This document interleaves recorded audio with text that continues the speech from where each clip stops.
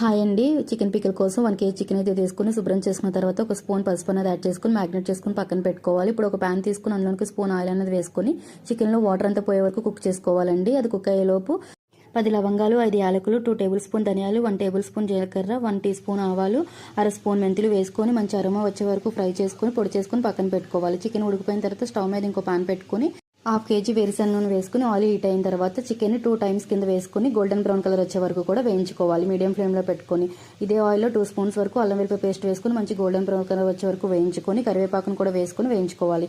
ఇప్పుడు చికెన్ మొత్తం వేసేసుకొని మసాలా పొడి కూడా వేసేసుకుని 1 నిమిషం పాటు స్టవ్ అనేది లో ఫ్లేమ్లో పెట్టుకుని కుక్ చేసుకున్న తర్వాత స్టవ్ని కంప్లీట్గా ఆఫ్ చేసేసుకోవాలి. ఇలా ఆఫ్ చేసుకున్న తర్వాత 70 గ్రాముల వరకు కారం, 30 గ్రాముల వరకు సాల్ట్ అనేది యాడ్ చేసేసుకొని పక్కన పెట్టుకుని చల్లారనిచ్చుకోవాలి. ఇలా చల్లారిపోయిన తర్వాత 2 పెద్ద సైజు నిమ్మకాయల రసం తీసుకొని పోసేసుకొని బాగా కలిపేసుకొని గాజు సీసాలో స్టోర్ చేసుకోవడం వల్ల మనకు 3 నెలల పాటు నిల్వ ఉండే చికెన్ పికిల్ అనేది రెడీ అయిపోయినట్టేనండి. థ్యాంక్